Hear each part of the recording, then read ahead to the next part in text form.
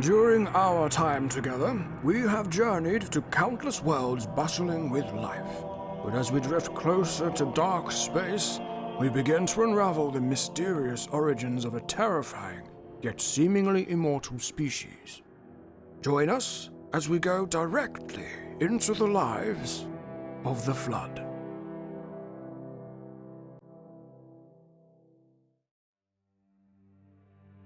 According to records salvaged from the domain, billions of years ago, our galaxy was one of the many visited by a race of beings known as the Precursors. During their tenure as life-givers, they created and guided humanity to inherit the mantle of responsibility. Unfortunately for the Precursors, they also made the mistake of giving life to these despicable brats.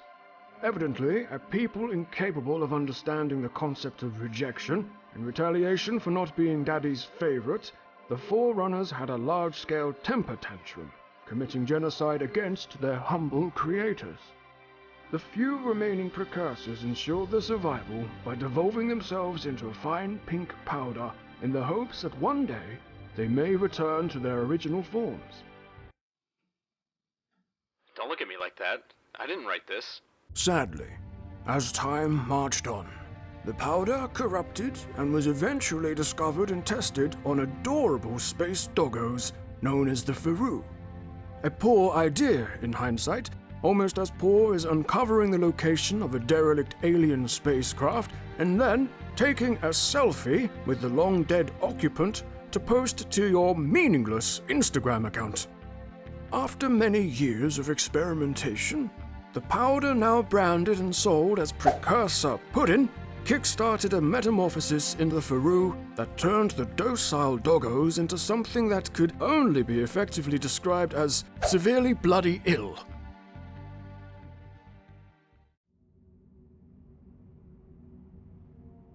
And thus the Flood, while still in a juvenile state, was born.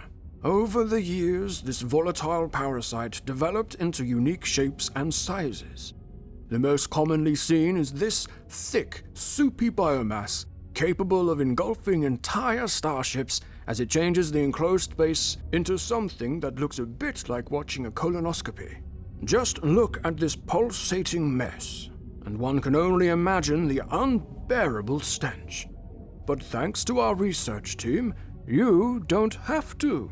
We now take you live to our intrepid reporter, Robert Brown, who recently returned from a visit to the ruins of the Covenant Holy City, High Charity. Butthole doors! Oh my God! Jesus Christ, man. Stop being such a bitch. As previously mentioned, the Flood come in a variety of unique shapes and sizes. One of the more commonly encountered mobile units are these little creatures, the infection forms. Infection forms latch onto a victim with gross little tentacles before burrowing into their host and taking control of their body, all while simultaneously changing the victim into a malformed husk of who or what they once were.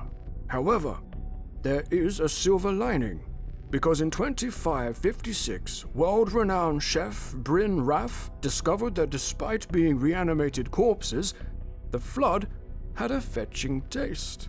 And so, the remaining Flood forms were gathered up and sold to various corporations to be served as light snacks, which proved especially popular with moviegoers. One jumbo popcorn pop, please.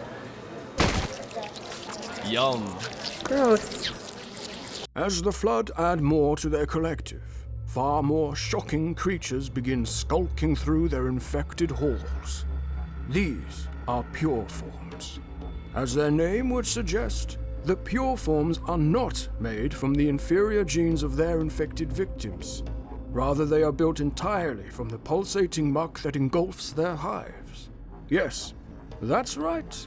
Even the walls will try to kill you once it reaches a high point in its evolution.